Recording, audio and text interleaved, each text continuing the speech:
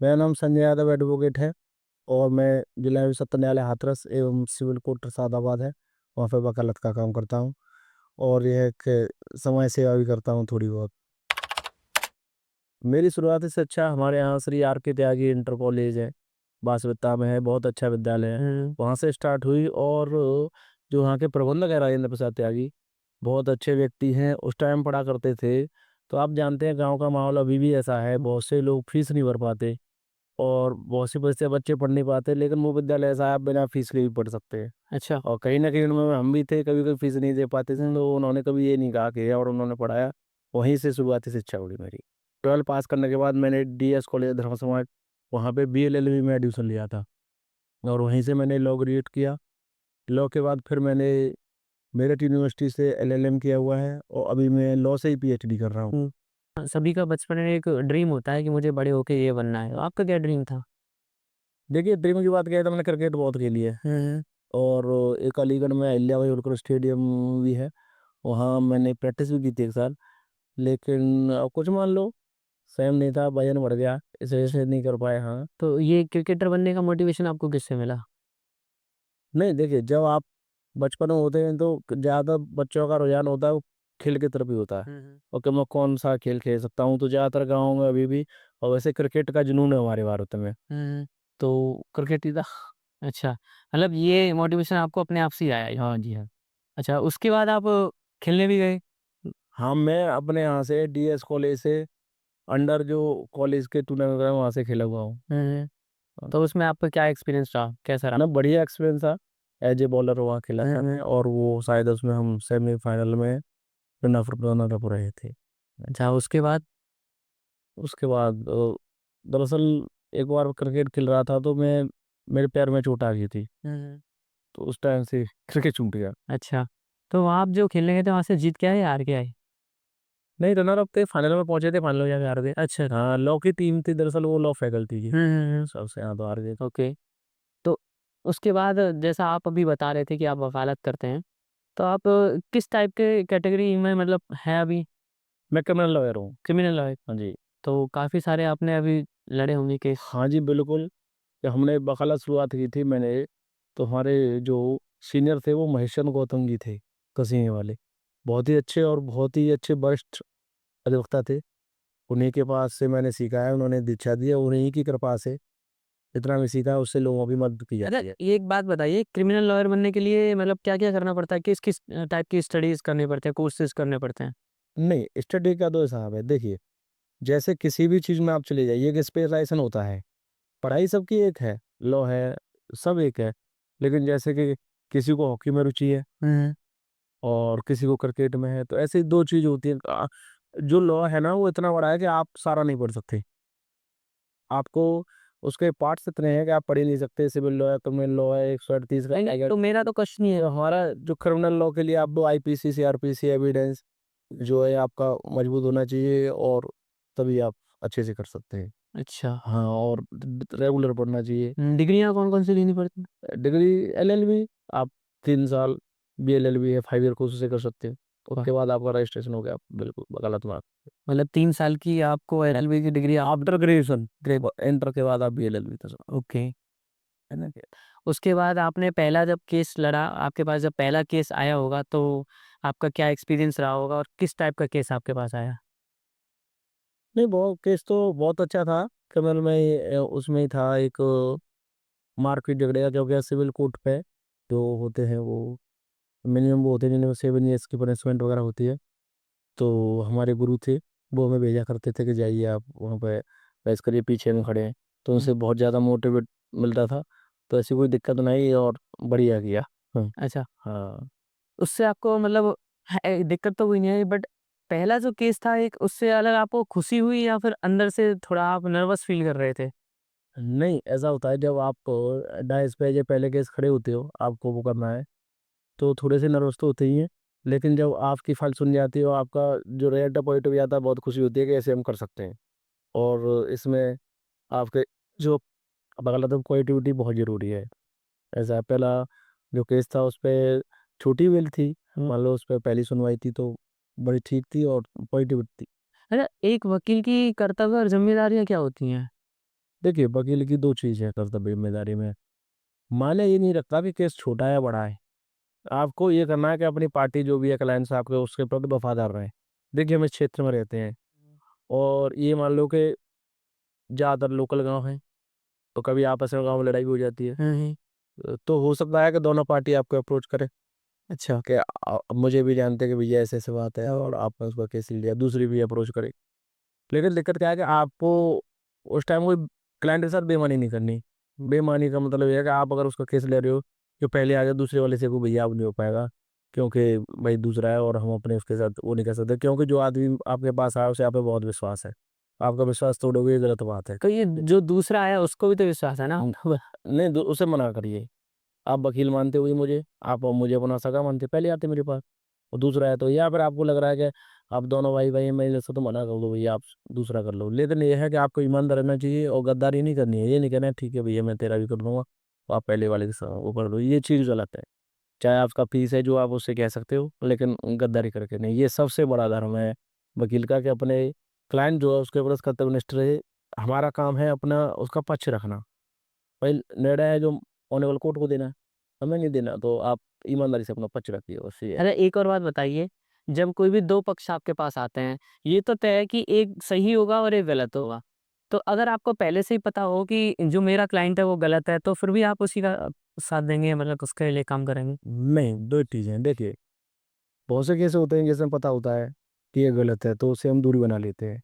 वैसे भी बहुत सी चीज़ सामाजिक लेके के लिए भी गलत हैं और हाँ, लेकिन ये है कि हाँ, ये सस्पेंस है, ये सही नहीं है और इसे बचाया जा सकता है या कोई चीज़ें थी कुछ और लिखी कुछ और गई हैं, तो उसके लिए फिर उसका जो प्रूव करते हैं कोर्ट में जो ये चलता है और हमें तो अपना पक्ष रखना है, करना कोर्ट को ही।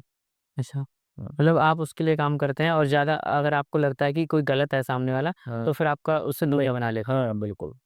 जब आप अभी अपने पूरी लाइफ़ के करियर में जो भी आपका रहा वकालत का करियर अभी तक का, उसमें कोई ऐसा केस आया जिससे आपको प्रॉब्लम्स हुई हो? या फिर आप पर्सनल किसी से दुश्मनी हुई हो? नहीं, ऐसा कोई केस नहीं आया किसी ने मुझसे पर्सनली दुश्मनी मानी हो, क्योंकि देखिए जो कोई भी पक्ष है उससे जो हमारा जो क्लाइंट है उससे जो हमारी विपक्ष पार्टी है केवल कोर्ट की दायज तक है। बाहर हम किसी से व्यक्तिगत दुश्मनी नहीं मानते, क्योंकि वो हमारा धर्म है, वो हम अपना काम कर रहे हैं। व्यक्तिगत दुश्मनी हमारी किसी से नहीं हुई आज तक, ना हमने मानी है, ना ही किसी आगे वाले ने आज तक हमसे आके कहा। अच्छा, कितने केस लड़ चुके होंगे अब तक आप? अगर आप व्यक्तिगत तौर पे अगर जो मैंने व्यक्तिगत तौर पर मान लो 1000 से प्लस फाइलें में अभी भी कंटिन्यू है, कुछ डिसाइड हो गई हैं और पूरे उसकी बात करो जब सेंट जूनियर था, तो लगभग 10,500 फाइल मान लो। अच्छा, इनका आपके पक्ष में कितना रेशियो रहा है, कितने परसेंट? लगभग 80%। 80%? तो काफ़ी ज़्यादा आपकी मतलब हाँ, यहाँ पे वो वो है, बढ़िया है, करते हैं लोग सब, मेहनत करते हैं, तो रिजल्ट पॉजिटिव ही आता है। हुँ, हुँ। लेकिन अच्छा, ऐसा भी होता है क्या कि मैंने कहीं एक आर्टिकल पढ़ा था कि जो वकील होते हैं उनका एक अपना ही नेटवर्क होता है अलग। नेटवर्क से मतलब नेटवर्क से मतलब ये कि जैसे कि कोई भी केस आता है, तो उसके बारे में जो भी थोड़ी बहुत एविडेंस वगैरह या जाँच-पड़ताल करते हैं, तो वो उनका नेटवर्क होता है जो उसके ज़रिए करते हैं, ऐसा कुछ है क्या?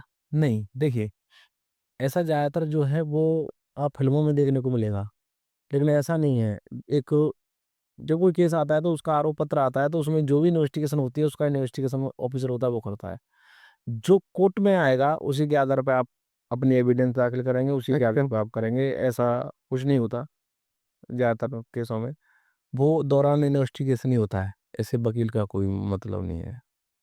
अरे किस टाइप के केस आपके पास आए होंगे क्राइम में आप थोड़ा बता सकें तो? देखिए, क्राइम में मान लो ये मर्डर केस आए हैं? हाँ, मारपीट होती रहती है, मर्डर्स है, लूट है, फैमिली मैटर्स भी करते हैं वो लोग। और आजकल एक वो चल रहा है जैसे चेक वाला 138 एनआई एक्ट वगैरह है, जो वो है, ऐसे ही केस ज़्यादातर हम उस करते हैं। अच्छा, ऐसा कोई केस बताओ आप जो काफ़ी इंटरेस्टिंग रहा हो और थोड़ा-सा उसमें आपके लिए भी मशक्कत रही हो, आपको थोड़ा स्ट्रगल करना पड़ा हो उस केस के लिए? एक केस था, डिस्ट्रिक्ट कानपुर का था वो, मैं इसमें गया था। तो बड़ा अजीब केस था, मतलब एक लेडी थी हुँ, हुँ। और उसकी शादी हुई थी। एक व्यक्ति से, तो उसका एक भाई था बड़ा, 2 भाई थे मतलब। तो जिससे उसकी शादी हुई थी लेडी की उस व्यक्ति से, वो थोड़ा ऐसे कहते हैं ना कि सीधा टाइप, उस लेडी ने उसे पागल माना और वो उसे कुछ दिन बाद छोड़ के चली गई। अब उसके बाद वो छोड़ के चली गई, तो जो उन दोनों भाइयों के पास ज़मीन बहुत थी, कानपुर हाईवे के पास के आस-पास, लगभग 50-50 एरिया। तो जब वो दूसरे के पास रहती थी, तो उसे सब पता था कि उसकी पहली पत्नी है, लीगल पत्नी। तो उसने कहा कोई 50 ज़मीन और वो 5 करोड़ से ऊपर की जो भी है, एग्ज़ैक्ट नहीं बता सकते, कि आप वहाँ पे जाओ और वो तो उसके बड़ा भाई ने नाम करा लेगा, उसके बच्चे भी बड़े हो गए। तो उस केस में जब वो दोबारा से आ गई, तो भतीजों को पता पड़ गया कि भई ये आके और चाचा को बहला के और ज़मीन अपने नाम करा लेगी और साला और इसने सेवा की नहीं, 20 साल बाद लौट के आई। तो उस केस में क्या है कि उन्होंने भतीजों ने उसका अपना प्लान बना के उस लेडी को मर्डर कर दिया उस पर। अच्छा। हाँ जी। अच्छा, मर्डर कर दिया लेकिन पता नहीं चला, हम जो थे उसमें एक कैब ड्राइवर था, उसे जो साथ ले लिए थे उस टाइम, उसकी तरफ से थे, तो उसे गुना थाने में रखा, तो हम गए थे। तो बाद में उस कैब ड्राइवर ने अपनी समझदारी दिखाते हुए जो उस लेडी को उस गाड़ी में रख रहे थे, वो कैब लेके भाग आया था। और कैब लेके भागने के बाद उसमें जब हुआ तो उसने पुलिस को बताया, पुलिस ने तुरंत ईमानदारी से उसकी इन्वेस्टिगेशन की और इन्वेस्टिगेशन के बाद उनको पकड़ा। इन्वेस्टिगेशन के बाद उसको पकड़ा और उनकी गिरफ्तारी हुई। और उस बिहाफ पे तब हम उस ड्राइवर की तरफ से, हम ड्राइवर की तरफ से उसमें अपीयर हुए और जिन लोगों ने मर्डर किया तो उन्हें सजा दिलवाई। तो वो केस बहुत ही इंटरेस्टिंग था, जहाँ पे ये ऐसा हुआ था। मैंने पहली बार ऐसा केस देखा था कि हाँ उसके लिए, और लेकिन उसमें सत्य की वजह हुई और उन्हें सजा हुई थी। अरे उनको सज़ा क्या मिली होगी? उम्र कैद मिली थी सर। उम्र कैद मिली थी दोनों भाइयों को? 4 लोग थे उसमें, अच्छा 4 4 लोग। उम्र कैद मिली थी। और वहाँ पे सत्य की वजह थी और पुलिस ने भी बहुत अच्छा काम किया था उसमें इन्वेस्टिगेशन में। और जो ड्राइवर था, जो सूचना देने वाला का नाम, उसे प्रशस्ति पत्र देके सम्मानित भी किया गया था। तो हमारे कहने का मतलब है, कहीं पे आप प्रशासन की मदद कर सकते हो या उसकी, तो करनी चाहिए, डरना नहीं चाहिए। हाँ, हमेशा पॉजिटिव। अच्छा आपके फ़ील्ड में आपके लिए चुनौतियाँ क्या रहती हैं? किस टाइप की आपके लिए चुनौतियों का चुनौतियों का क्या है कि आप अगर नए लॉयर हो और आप अपना चैम्बर खोल कर रहे हो, तो शुरू-शुरू में दिक्कत होती है। क्योंकि ये कहते हैं कि कोई भी हो लॉयर पुराना ही ढूँढता है। तो अपने आप को सही दिखाने का, स्थापित करने का, वही चुनौतियाँ होती हैं, नए में दिक्कत आती है। इस वजह से कुछ लड़के हैं जो नए फील्ड में आते हैं और वो महीना 2 महीना 6 महीना किया और फिर कहते हैं इसमें कुछ नहीं है, चले जाते हैं। मैं कहता हूँ आप फील्ड में 2 साल दीजिए, आप अच्छे लॉयर बनोगे और आपका जो 2 साल का होता है, वो पीक टाइम होता है, अच्छे वकील बन सकते अच्छा एक बात और बताओ, ऐसा भी हुआ है क्या आप क्रिमिनल लॉयर हैं और ऐसा भी हुआ कि आपके पास क किसी और फ़ील्ड के केसेज़ आए हों? हाँ, जैसे कि सिविल में जैसे कि मान लो किसी को शादी करानी हो तो वो आ गया हो हैं। नहीं, ऐसा या फिर चोरी का या कुछ ऐसा? वकील का कुछ नहीं होता, पर हम उसे सजेस्ट कर देते हैं। जैसे कहते हैं ना कि किसी को डॉक्टर हो कि भई मैं दाँतों वाला हूँ, आपको हड्डी वाले के पास जाना चाहिए, हड्डी वाला है, तो ऐसे हम बताते हैं भैया ये काम आप वहाँ से करा सकते हैं। अच्छा। अ, अच्छा ऐसा भी हुआ है, आपको आपके पास कोई केस आया हो और उस केस का आपको पहले से ही पता हो कि क्या हो सकता है? मतलब आपको लगता हो कि उस क्लाइंट के पक्ष में वो केस नहीं जाएगा, फिर भी आपने वो केस लिया हो? नहीं, ऐसे तो कई चीज़ होती हैं, ऐसा देखो पहले से नहीं कह सकते किसी भी। कुछ एक्सपीरियंस और नहीं, आइडिया तो हो ही जाता है। नहीं 2 चीज़ें, आपने केवल एक पक्ष की बात सुनी है। हुँ।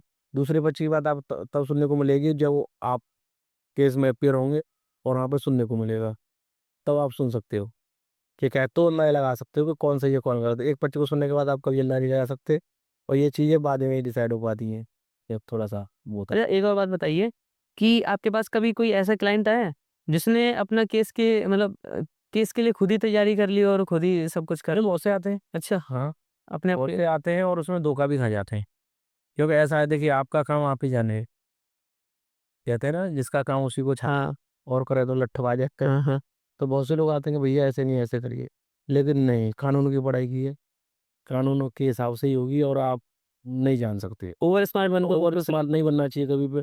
एक डॉक्टरी के क्षेत्र में, हुँ, एक वकालत के में आप आ रहे हो, तो वहाँ डॉक्टर की बात मानिए या वकील की बात मानिए। आप अपने आप से, क्योंकि आप पर वो पहला केस है जिसके बारे में आप उस वकील को बता रहे हो, जो है वो ऐसे 100 लड़ चुका है कम से कम, तो उसे ज़्यादा जानकारी होगी। तो कभी भी जाए, वकील की सलाह लें, उसकी बात मानें। अच्छा। और हाँ, सबसे ज़रूरी है विश्वास। और आपको विश्वास ही नहीं है कि ये बंदा ठीक नहीं है, तो फिर उसे आप अपना लॉयर राय मत करिए। ये मेरा प्रॉब्लम। अच्छा, जैसे मान लीजिए कि 2 पक्ष हैं, जिसमें से एक ने तो अपना वकील कर लिया और दूसरा पक्ष जो है वो गरीब है या फिर वो फीस पे नहीं कर पा रहा है, तो उसके उसके लिए फिर क्या ऑप्शन रहते हैं? नहीं, बहुत सी है। सरकार ने विधिक सेवा प्राधिकरण चलाए हुए हैं, अगर कोई नहीं कर पा रहा तो उसे मुफ्त में वकील देती है सरकार। अच्छा, अपनी तरफ से हाँ, देखो। जिला विधिक सेवा तो उसके लिए प्राधिकरण, प्रोसेस क्या होता है? जिला विधिक सेवा प्राधिकरण में एप्लीकेशन दीजिए। वो आपको वहाँ पे पहले से नॉमिनेट होते हैं हर साल। पैनल होता है 20 या 25 एडवोकेट्स का, और वैसे आपको एडवोकेट्स मिलेगा। वो आपकी तरफ से फ्री ऑफ कॉस्ट चलेगा, उसका जो तो खर्चा है वो सरकार देती है। ऐसे जब आप वकालत कर रहे हो तो ऐसे कुछ लोग भी आते होंगे जो कहते होंगे कि हमें भी आपसे सीखना है या फिर हाँ, एज़ ए स्टूडेंट्स। अभी मेरे साथ 7 जूनियर्स काम करते हैं। अच्छा, जो सीख हाँ, रहे हैं। सीखते हैं, और वास्तव में वो सीख रहे हैं, हुँ। और बड़े अच्छे से सीख रहे हैं, और लोग दिख जाते हैं ऐसे, लगभग आने वालों में भी समझ लो तो 21 के आसपास है, लेकिन 14 लोग चले गए। अभी 7 बच्चे हैं जो वास्तव में टिके और उन्होंने सीखा है, वो आज काम कर रहे हैं। भविष्य में वो बेहतर लॉयर बन सकेंगे, मुझे पूर्ण विश्वास है। अच्छा, हाँ, तो इसका लॉयर का जो फ़ील्ड है उसका फ्यूचर क्या है? मतलब एज़ ए प्रमोशन में मतलब क्या मिल सकता है उन्हें? 2 चीज़ें। आप लोग के बाद अगर आप गवर्नमेंट की तरफ जा सकते हो तो ये एफयू के लिए दे सकते हो, सहायक अभियोजन अधिकारी है। आप जजेस की जगह वैकेंसी निकलती है, डायरेक्ट हो सकते हो। हुँ। या मान लो 7 ईयर आपका एक्सपीरियंस है एज ए लॉयर, वकालत में, तो आप एचजीएस के लिए जा सकते हो। और नहीं तो आप एक अच्छे वकील बन के समाज सेवा भी कर सकते हो, और कोई दिक्कत नहीं है, अच्छा पेशा है। अच्छा, मतलब ये है कि आप जज भी बन सकते हो, तो जज बनने के लिए आपको क्या-क्या क्राइटेरिया पूरा करना पड़ेगा? आपने लॉ की हुई हो, उनका अपना एग्जाम होता है हुँ, हुँ। जो आयोग कराते हैं, उसे आपको पास करना है, अच्छा, मेहनत करनी है, आप हो सकते हैं। ये सिर्फ़ बिल्कुल। एक्सपीरियंस वगैरह भी कुछ? हाँ, अगर आप सीधा हाई जुडिशरी में जाते हैं तो उसके लिए 7 ईयर सब प्लस मांगते हैं। हुँ, हुँ। और वैसे जो लोअर कोर्ट होती है उसमें आप डायरेक्ट थ्रू जा सकते हैं लॉ के बाद। अच्छा, आपने कर दिया है 3 साल का। कोई ऐसा केस आया हो जो पहले दिन ही आया हो और पहले दिन ही हो गया हो उस नहीं, ऐसा नहीं होता कभी केस। ऐसा नहीं होता? ऐसा केस में कभी नहीं होता है।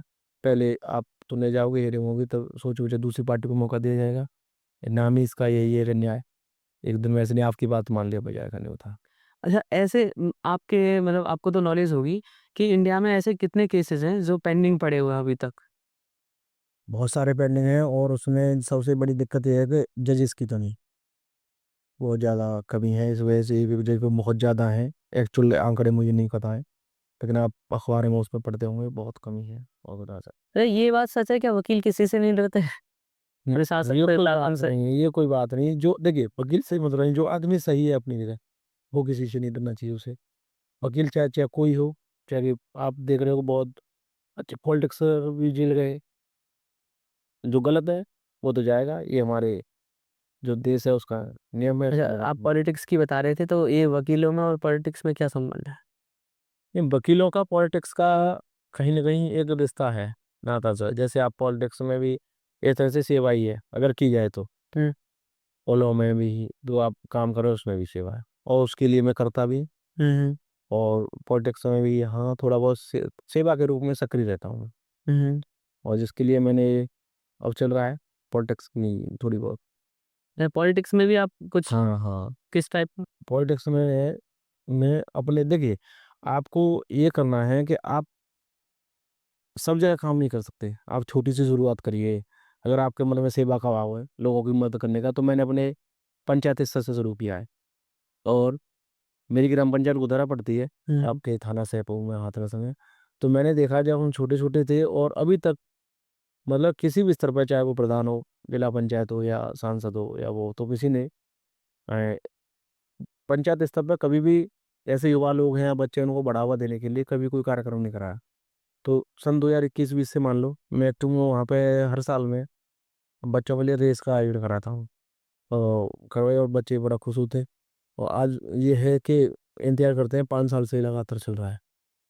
दूसरा, अभी मैंने देखा कि देखिए, कहीं न कहीं बच्चों को मनोबल बढ़ाने वाली बात रहनी चाहिए। हुँ, हुँ, तो पिछली साल की बात है, मैंने बच्चों के लिए अपने अनाउंस किया था कि आप फर्स्ट, सेकंड, थर्ड आएँगे हाई स्कूल और इंटर में ओवरऑल, उन्हें इनाम दिया जाएगा।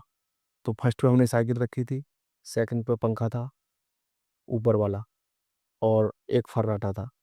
तो बच्चों में बड़ा उत्साह हुआ, और उसमें लगभग 150 बच्चों ने पार्टिसिपेट किया था। मेरे पास फॉर्म भर के गए थे, तो हमने बच्चों को प्रोत्साहन के लिए उन्हें इनाम दिया था और बच्चे बड़ा खुश थे। अगली बार के लिए कहा उन्होंने, क्या है, तो वो भी योजना है और बच्चे बड़ी मेहनत कर रहे हैं। अच्छा, हमने आपकी कुछ वीडियोस भी देखी हैं सोशल मीडिया पर। आप काफ़ी ज़्यादा एक्टिव रहते हो इन चीज़ों में, सेवा में और इन चीज़ों में। तो छोटे-छोटे बच्चों के स्कूल के साथ भी कुछ वीडियोस हैं आपकी? हाँ, नहीं ऐसा देखिए, 26 जनवरी या 15 अगस्त, 14 नवंबर, ये नहीं कह सकते अब सभी कर, बल्कि जितना कर सकते हैं वो करना चाहिए। हुँ। जैसे कि आप ये मान लो, अभी जो हमारे सरकारी स्कूल हैं, वहाँ बच्चे पढ़ते हैं हमारे, तो उन्हें भी प्रोत्साहन मिलना चाहिए। और देखिए, समाज में प्रत्येक वर्ग, प्रत्येक जैसा आदमी है, कोई गरीब भी है, अमीर भी है, जी है। तो वहाँ तो मैं हर बार कॉपी पेन बांटने का, हमारे मेरी ग्राम पंचायत लगभग 600 बच्चे पढ़ते हैं, प्राइमरी और माध्यम मिला के। तो मैं जाता हूँ तो बच्चों को हर साल अपने तरफ से बड़ा अच्छा लगता है मुझे करके, मैं करता हूँ। 14 नवंबर पे जाता हूँ, तभी बच्चे भी बहुत खुश रहते हैं। अच्छा। तो समाज सेवा मेरा पहले से है। और फिर मैंने कहा कुछ बड़ा करना चाहिए। तो मैंने देखा कि जो हमारी ग्राम पंचायत थी, लगभग 10 गांव आते हैं हमारी ग्राम पंचायत में, तो वहाँ पे अंधेरा रहता था। तो लगभग मैंने 350 लाइटें 10 गांव में लगवाई, और आज आप उधर ग्राम पंचायत जाओगे, प्रत्येक गांव चमकेगा। ये बीच में हल्ला भी होता था, चोर आ रहे जो रहे, कोई भी घटना नहीं हुई। और लोग बड़ा आशीर्वाद देते हैं, बहुत अच्छा मानते हैं। किस टाइप की लाइट आपने लगवाई? ये एलईडी लाइटें थी। अच्छा, अच्छा। और ठीक थी, और अपना सही था, और बढ़िया रहा।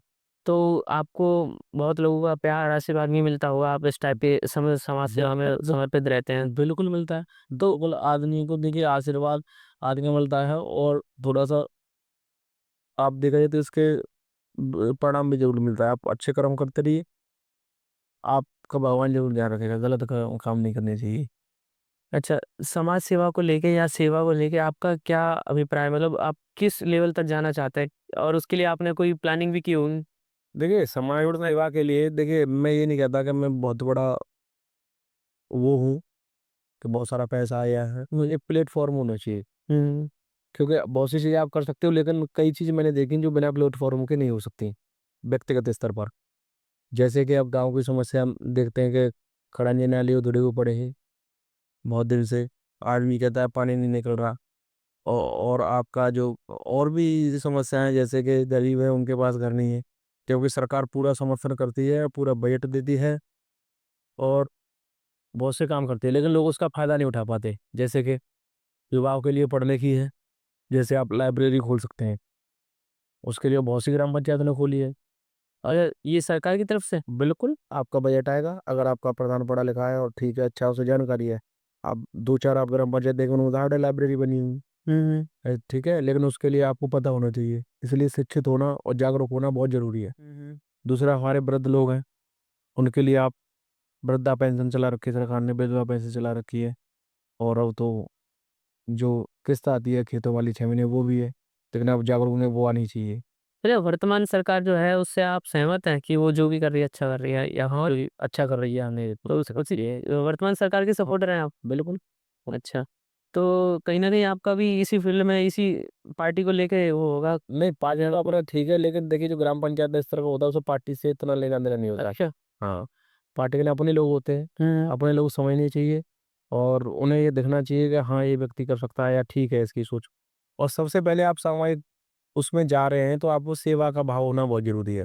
अगर भाव नहीं होगा तो आप नहीं कर पाएँगे।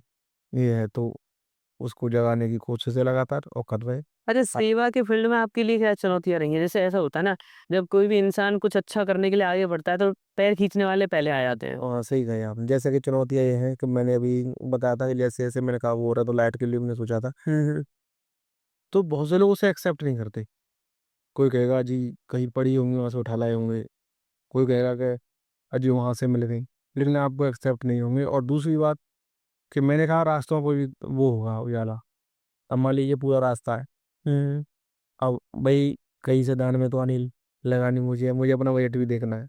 ऐसा ना हो कि कर्ज़े हो जाए और नहीं हो पाए। जैसा कि मान लो एक खंभा मैं लगा दी, उसका जा रहा उजाला वहाँ तक। फिर भी आदमी का ज़्यादा है मेरे खंभे पे नहीं लगी। अच्छा। तो हाँ, थोड़ी-सी वहाँ दिक्कत आती है। लेकिन समझदार लोग समझ जाते हैं, और वो भी करते हैं, ऑपरेट भी करते हैं थोड़े बहुत है, लेकिन हमें अपना करता रहना चाहिए। ये चीज़ें पीछे रह जाती हैं, इससे ज़्यादा फ़र्क नहीं है। इसमें आपकी कोई हेल्प भी करता है या आप अकेले अकेले करते हो? मैं फिलहाल था तो अकेला ही कर रहा हूँ। हुँ, हुँ। ऐसी कोई हेल्प नहीं है, पर एक प्लेटफॉर्म है कि अगर अगली बार 2026 में तो स्थानीय पंचायत चुनाव होने, अगर सब कुछ सही रहा तो वहाँ से अपनी पंचायत का प्रतिनिधित्व करने के लिए तैयार हूँ। हम्म। तो उसके तो आपको एक मंच मिल जाएगा हाँ, सेवा मिल करने जाएगा का। बिल्कुल। इसके अलावा आपने सेवा के लिए कुछ और सोचा? हाँ, बहुत सी चीज़ें हैं सेवा के लिए कि अगर हो जाए तो देखिए, प्रत्येक जो ग्राम पंचायत स्तर की बात है, प्रत्येक गांव में एक एम्बुलेंस होनी चाहिए। जो कि पंचायत स्तर पे आप देखते दूर हो जाती है, एम्बुलेंस होनी चाहिए, एक लाइब्रेरी होनी चाहिए। और दूसरा ये है कि जो भी हमारे युवा है, अब मान लीजिए कोई, देखिए इंटर करके बैठा है, किसी ने बीबीए किया हुआ है, कोई किसी फील्ड में, तो आप अपने व्यक्तिगत स्तर से या फिर सरकार की बहुत सी योजना है, आप पंचायत स्तर पर और एक रोजगार मेला लगा के आप युवाओं को रोजगार दिलवा सकते हो। और उसके लिए मेरी पहल बहुत ज़्यादा रहेगी। अच्छा, अभी आपने कोई इसके लिए काम किया रोजगार मेले के लिए? नहीं जी, देखिए उसके लिए प्लेटफॉर्म बहुत ज़रूरी है। अच्छा। हाँ, क्योंकि आपकी वजह से कोई पैसा नहीं निकाली, हम्म। ये है। मैंने कहा ना कि कुछ चीज़ें ऐसी होती हैं प्लेटफॉर्म मिलने के बाद, और तभी रह सकती है, आप व्यक्तिगत स्तर पर उन चीज़ों को नहीं कर सकते। जैसे कि ये है, अब सरकार के आगे मांग रख सकते हैं, मैंने कहा एम्बुलेंस वाली, वो है। या मान लो हमारा स्वामीदार स्वास्थ्य केंद्र इतना बड़ा है, तो वहाँ एक बनना चाहिए उसके लिए, एक ही तो नहीं सुनिए। तो जिस हिसाब से आप सेवा करना चाहते हैं, तो आप अकेले तो कर नहीं पाएंगे, उसके लिए भी आपको आपको टीम बनानी पड़ेगी। हाँ हाँ, आपने अभी उसके लिए कोई आपने प्लानिंग नहीं की? नहीं, टीम के लिए तो चीज़ है, मैंने बताया था कि आप अगर मान लीजिए कि आप प्रतिनिधित्व करते हैं ग्राम पंचायत का, तो टीम अपने आप को मिलती है, शायद सरकार आपका पूरा सपोर्ट करती है, हम्म। टीम भी देती है। आप खुद को सुन के सामने अपना जो पक्ष है, जिससे समाज का भला हो सकता है, आपकी पंचायत का भला हो सकता है, वो पक्ष रखना है। बिल्कुल कोई मना नहीं करता, लेकिन रखने वाला होना चाहिए। और आप सोचोगे ही नहीं, करोगे नहीं, तो वही सरकार को तो ऐसे पता नहीं पड़ता कहाँ क्या दिक्कत है। अच्छा। हाँ, आपको बताना पड़ेगा। तो इस टाइप से मतलब ये समाज सेवा के लिए और लोगों की सेवा के लिए आप पॉलिटिक्स में आना चाह रहे हो? हाँ जी, बिल्कुल। इसके और कुछ वो आपका नहीं नहीं, और कोई नहीं है, उद्देश्य मेरे कोई? सिवाय और कोई उद्देश्य नहीं है। हाँ, मेरा अपना जो ह- पेशा है बहुत अच्छा है, वकालत करता हूँ, ठीक हूँ भगवान की कृपा से, कोई दिक्कत नहीं है, लेकिन उसमें भी सेवा है। अच्छा, एक बात बताइए, आप अगर पॉलिटिक्स में जाते हैं, आप किसी भी पद को प्राप्त करते हैं, तो उस समय क्या आप अपने पेशे का निर्वहन करेंगे, कर्तव्य का, जो आपका अभी है फिलहाल में? नहीं, देखिए वकालत एक ऐसी चीज़ है कि आप मान लो उधर कर रहे हो, तो आपके जो मेरे साथ लोग काम करते हैं, साथ जिन्होंने, आप गाइड कर सकते हो अच्छा, अच्छा। कि आपको ऐसे नहीं ऐसे करना है, वो चाहें तो या तो अपने गाइड कर सकते हो, वो भी काम चलता रहेगा, कोई दिक्कत नहीं है ऐसी बात। सेवा तो कहीं भी की जा सकती है, किसी भी रूप में, व्यक्तिगत कोई जरूरत नहीं करती। हुँ। ये है। अच्छा, आपका सेवा के लेके जो आपके अंदर मोटिवेशन आया, वो किसी से मिला? आपका कोई मोटिवेशन? नहीं, देखो मोटिवेशन खुद का है, आप भी पढ़े होंगे हाँ। 6 7 8 में, तो हम देखते थे कि हमारे तुम्हारे ज़माने में कैसा था, कि बच्चा कोई एक साइकिल ले आता था तो उसके तो चलाने को मिल जाए, या कोई पहले, अब पता था कि अब तो सरकार ने बहुत कर दिया, ड्रेस व्रेस भी मिलती हैं।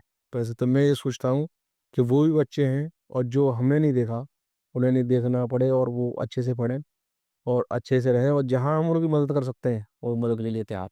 अच्छा, रोल मॉडल कोई आपका जो रहा हो, सेवा के क्षेत्र में या फिर वकालत के क्षेत्र में? नहीं, वकालत के क्षेत्र की बात करें तो मेरे अपने ही सीनियर थे महेश्वर गौतम, मैं उन्हें ही मानता हूँ। हुँ। और उनसे ठीक मेरे रोल मॉडल वही हैं, जो कुछ भी हैं वही हैं। और सेवा के क्षेत्र की बात की जाए तो वो जो भी है अपना पहले से देखने को मिलता है, ऐसा कोई है नहीं आइडियल। और वैसे समाज सुधारक बहुत हैं, लेकिन ऐसा कोई वो नहीं है किसी की नकल की हो या वो। अच्छा, हाँ। आपके क्षेत्र में आस-पास ऐसा तो नहीं है कि आप ही सेवा कर रहे होंगे? आपके क्षेत्र में और भी लोग हो सकते हैं जो सेवा में भाव रखते हों और सेवा करते हों। तो ऐसा कोई समाज सेवी या जो आपको पसंद आता हो, जिसका काम आपको पसंद आता हो, जिसके साथ आप काम करना चाहते हो, सेवा करना चाहते हो?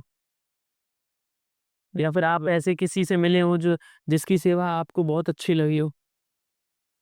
नहीं, देखिए एक सेवा अभी नहीं मिला, लेकिन अभी कुछ दिन पहले एक वो चौधरी साहब थे हमारे तेजवीर सिंह, उन्होंने एक फाउंडेशन खोला था, एकम तेज।